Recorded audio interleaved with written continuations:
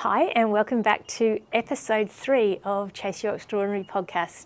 Sam is a member of the Chase Your Extraordinary community, but we met her quite a while back. She's been such a supporter of the things that I've done and a supporter of Chase Your Extraordinary.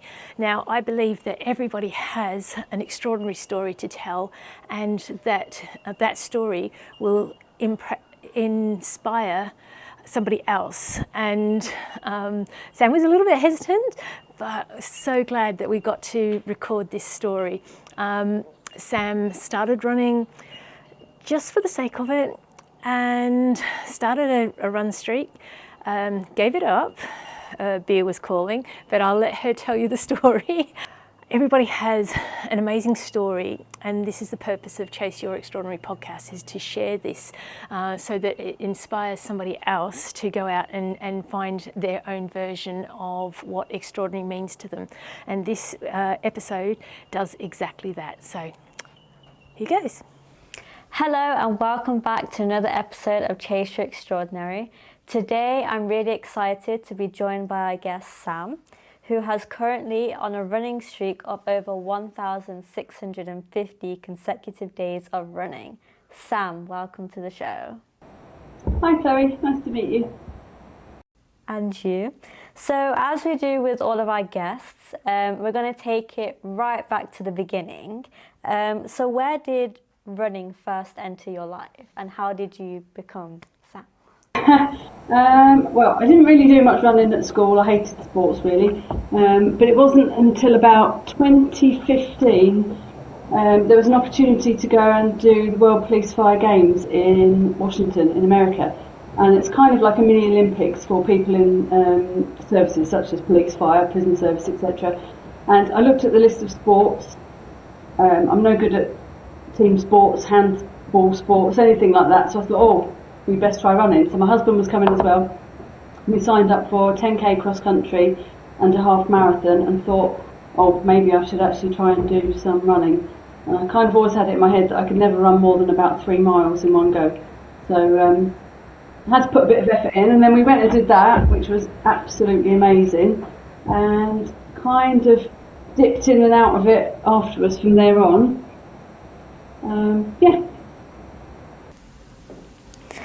So you've mentioned that your first race was actually the World Police and Fire Games in Washington.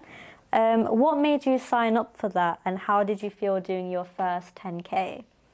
We signed up for it mainly because it sounded like a great opportunity to have a brilliant holiday in America with friends, and the prison service kind of said, yes, you can go, you can have time off work, 10-day holiday in America, but obviously you have to take part in the championship, so we did. And the 10k cross country was my first one. I was very nervous. I wasn't particularly fast. Running isn't all about speed, but it was good fun and we enjoyed it. And then while we were there, we took the opportunity to do a bit of travel, so we thought we'd go up to Niagara Falls. We had a night in Canada. The Foo Fighters were playing on July the 4th. Now half marathon was July the 5th, so we couldn't miss that opportunity, so we went and saw the Foo Fighters. We made loads of new friends, and then we did the half marathon on the 5th of July. And my cousin lives in America as well, and I hadn't seen her for about 15 years, so she came over, cheered us on. It was brilliant, absolutely brilliant, loved it.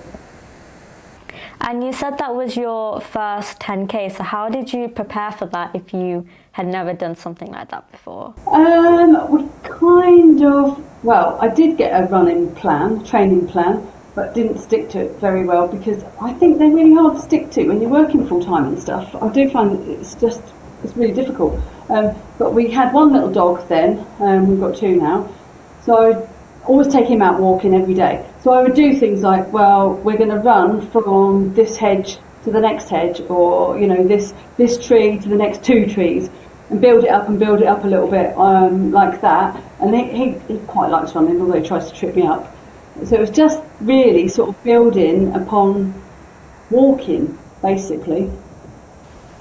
And at that point, did you ever imagine running would be that big part in your life? No, not at all.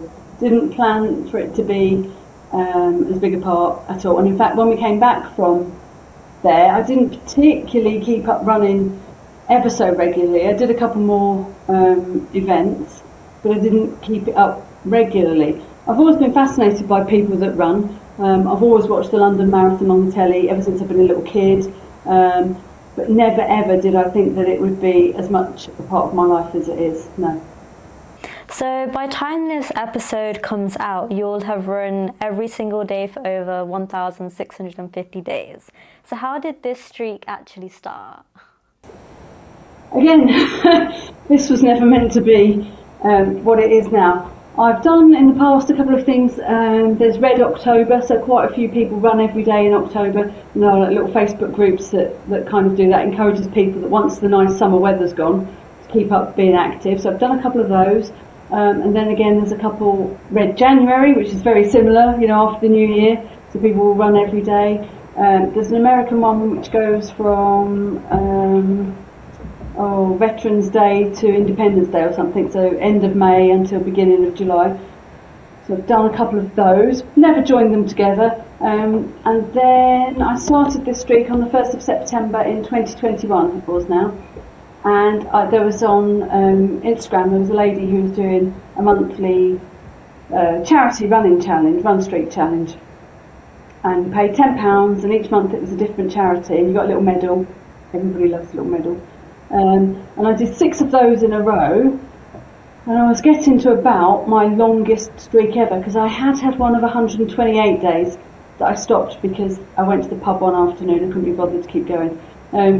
So I then did these monthly charity runs, and after she only did 6 months of them, and I thought, well, I'm just going to carry on, and I carried on, and I didn't really think anything about where it was going to go or how long it was going to last for, but it was heading towards our summer holiday, and we were going to Corfu, and I had to think about whether or not I'd take my trainers, and people by that stage were starting to say to me, oh, you're going to do a year? And I think it worked out that if I didn't do the holiday runs, I'd have missed the year by about 3 weeks. So I thought, well, I've got to do it, haven't I? So I did, and then day 1 of the first year, I thought, I might as well run, and I'm still doing it. So there must have been some days where running was the last thing you wanted to do. So what kept you going on those days? Well, I can be quite disciplined when I put my mind to it, or I think my husband would probably say stubborn, actually, but I think disciplined. And you just think it's only sort of 12 minutes or 12 and a half minutes out of your day if you want to just stick to the minimum. I do 2 kilometres as my minimum, even though I work in miles normally. It's like 1.26 miles, it's easier to say 2 kilometres. So you might as well do it, really. Yes, there's been days where I've been feeling tired or feeling poorly or feeling hungover or just been busy, going on holidays, family things that needed dealing with, but you can just kind of say, right, okay, I'll do that, 12 and a half minutes, job done, and it just keeps the streak going. I think I would have kicked myself if I'd missed a day for not a really, really, really good reason. So including holidays, like you said, what's the toughest situation where you've had to make a run happen, kind of? I think that was probably when we did Mount Kilimanjaro, because that was coming up towards what would have been heading towards 2 years, and I didn't really know whether I'd be able to keep it going or not, because, well, altitude, 1, I didn't know how I'd respond to that, 2, I didn't know how tired I'd be after the day of the trek each day anyway, and so I did that the best I could and kept a minimum of what I probably think was a mile on each day of those. So that was, yeah, they were tough ones. There was probably about 6 days actually up the mountain of that trip that were really tough. I think some of the windy weather, when we've had storms that have got names and they're blowing roofs off things and goodness knows what else. They've been quite tough as well, because all of these have been outside. I haven't done any of them indoors on a treadmill. So I've had to face every weather. Yeah, some of those have been quite tricky.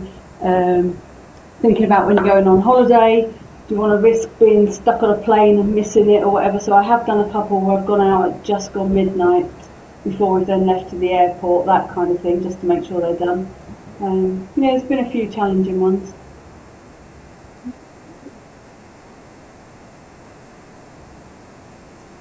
The preparation for it, the first thing was actually convincing myself to do it, I think, really, because I wasn't sure. I wasn't sure if I'd be able to. We'd been to see Derren Brown, the kind of hypnotist, magician type chap who does lots of stuff in mind and psychology. We'd been to see his show, and throughout his show he had this was in probably the January before the summer we went, and he had a recurring theme of don't sleepwalk through life. So basically take your chances when they come. And Stuart got offered the opportunity for us to go and do this Kilimanjaro trip through his college that he works at in Cambridge. His boss at the time was, I think it was about his 7th go. So I was saying to Stuart, I don't know if I can do it. What if I get altitude sickness? What if I die? And all these silly questions.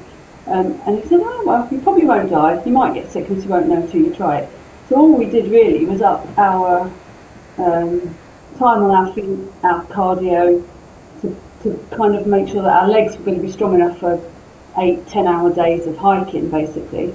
The altitude sickness in itself is something that you don't know how it's going to affect you really until you're there. And we were both okay. Most of our group were okay. There were only a couple that weren't not so good.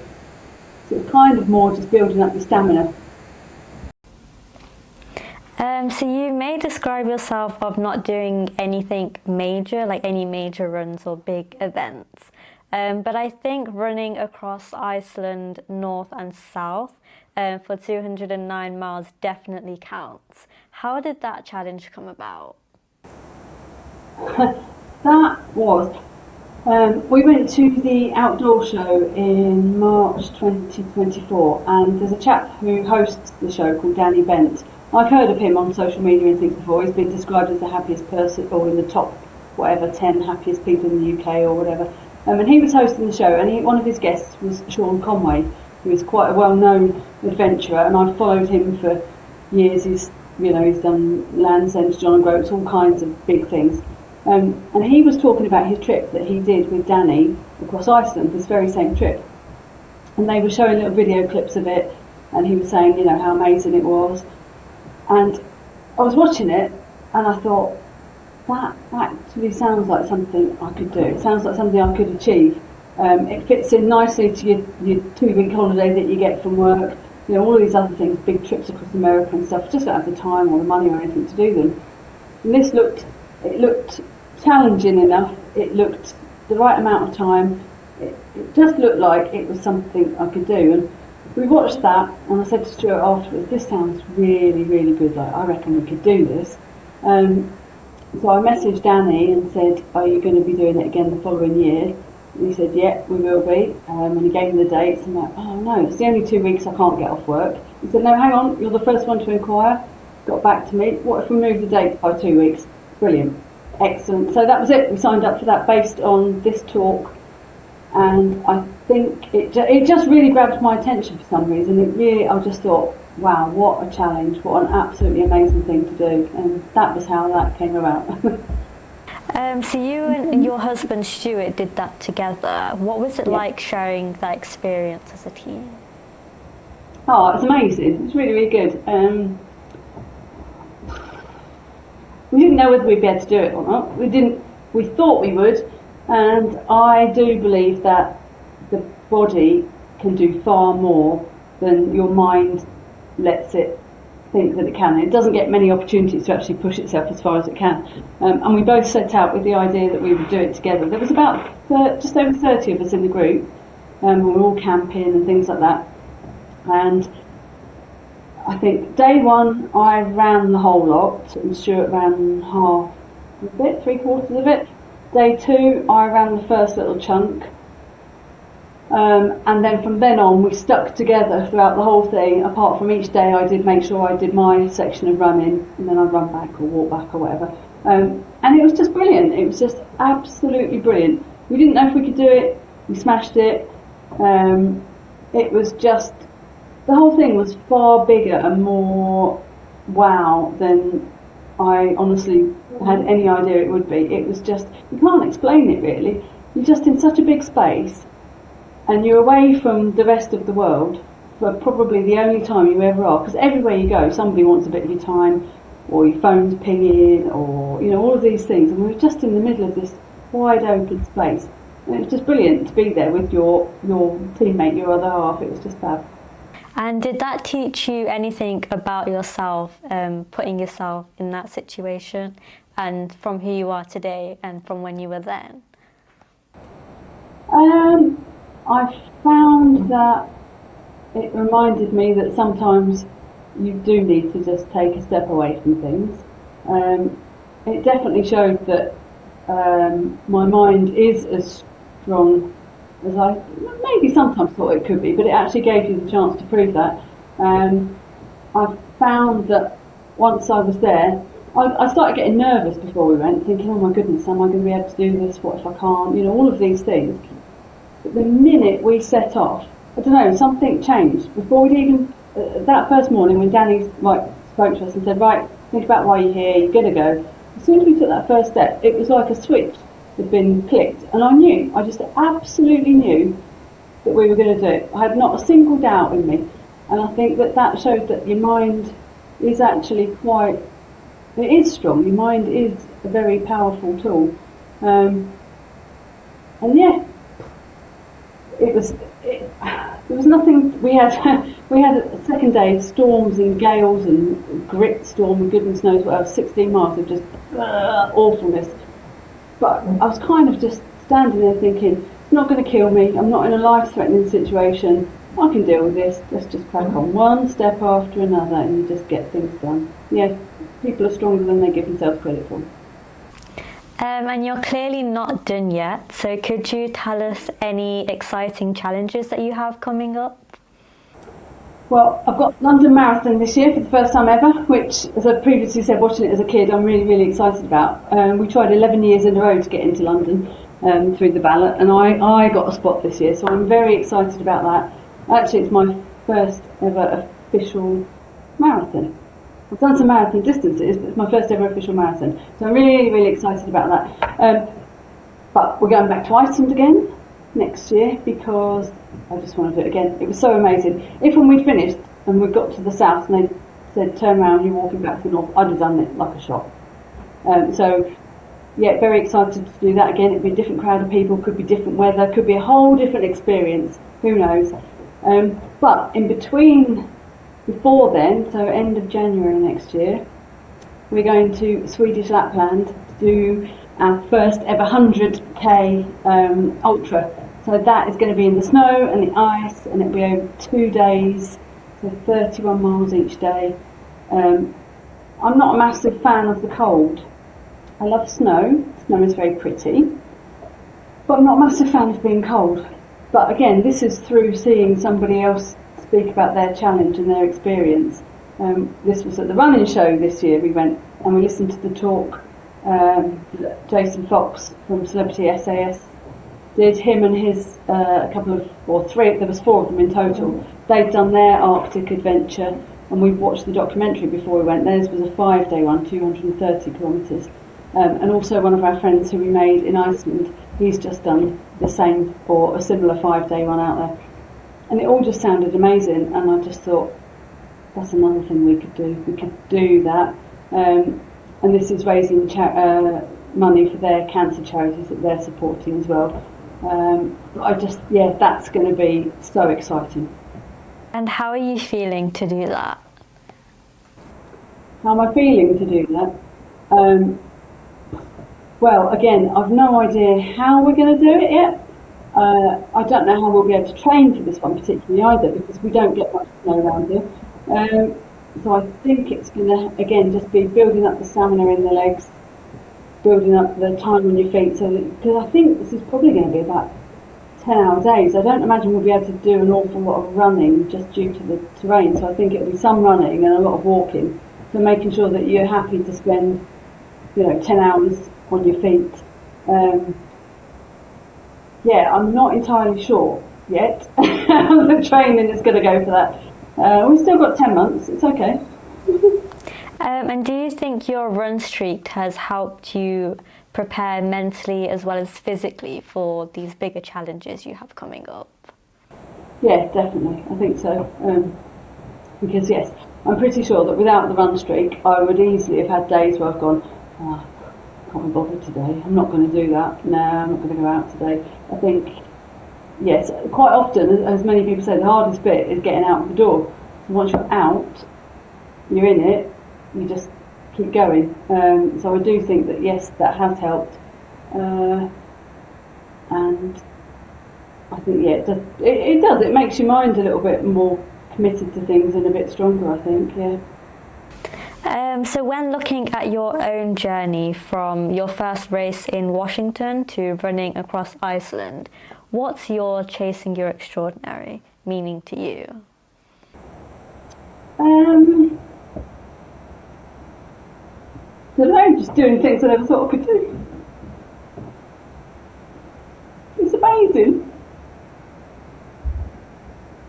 Sorry, Iceland made us very emotional. It was amazing.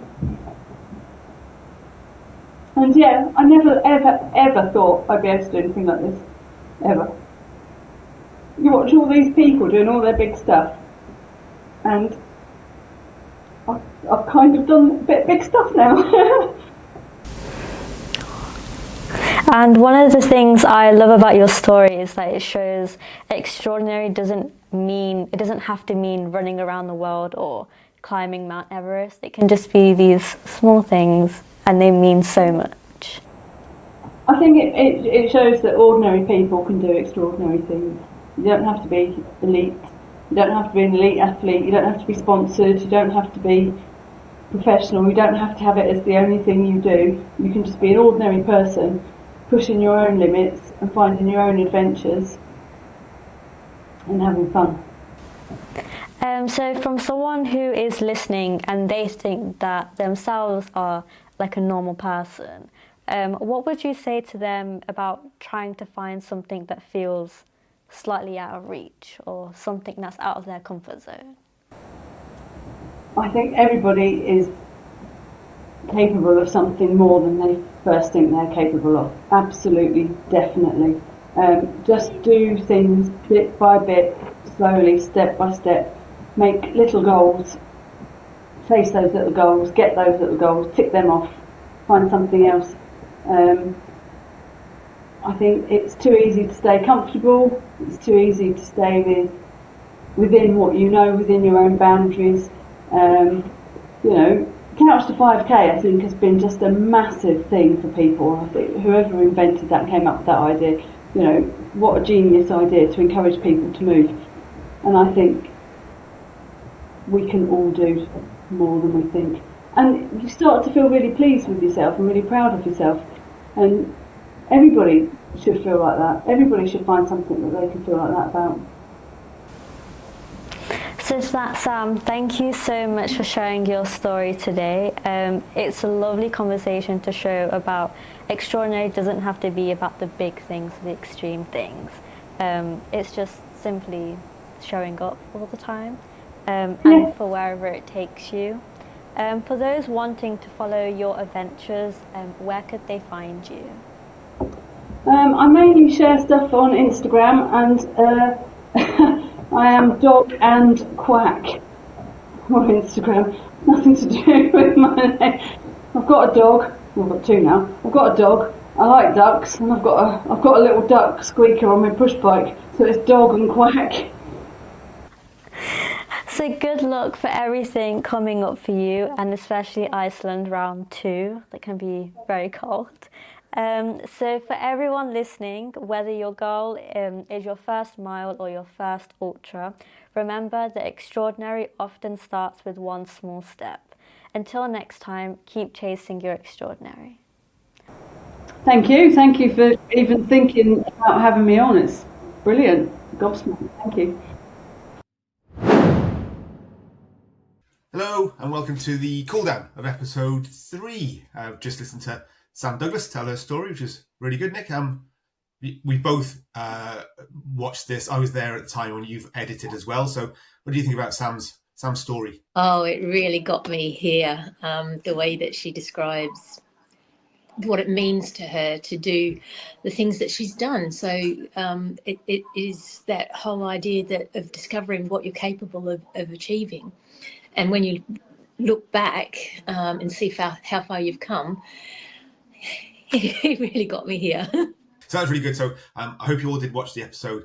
Go and follow Sam on Instagram. And also during the video, during the interview, Sam mentioned about her running the London Marathon. It's been a few months since we recorded it. So she did finish it. And I think we got some clips from that, or some photos. There's some images. The way she described how much it meant to her, and actually I don't think she realised until she did this reflection just how far she's come. So that's a really cool thing to experience, and I'm glad that we get to share that. So go and follow her at Dog and Quack. It's just really fun to watch her stories. So I'm feeling like we're getting slightly better at this, Nick. Nobody will know that this is the second version of this cool down. We won't talk about it. I think actually, Sharif, it's the third version. I think our workflow is getting better. Hey, this is all part of learning and not being embarrassed by showing that actually you are doing these steps. So it'd be really good to not show them, but hey, it's part of the process. Next episode, we're going to get out within 2 weeks, so a week on Friday. So that's going to be Friday the 4th. Yep. So it's going to be Lauren, our friend Lauren Gregory. She is amazing. Another person who had an idea and she basically ran with it. And her story is incredible. And the influence and impact that she's had on other women is incredible. So can't wait to share that. Look, we offer the virtual run app, Chaser Extraordinary, is a free-to-use app. We want to get people active. That's the whole goal of it. We want to put this podcast out, and it isn't just a vanity thing. We do want to get these stories out there and share people's stories. One way you can support us is to buy a multifunctional headband. You can do anything with it. I'll put a link in the stories in the comments. So they're not much. It's cheaper than a couple of coffees, so that'll be really good, and also gets our brand out there and grows the community. So that's it for episode 3. Thanks for watching, thanks for staying to the end, and we'll see you on the next episode. Bye.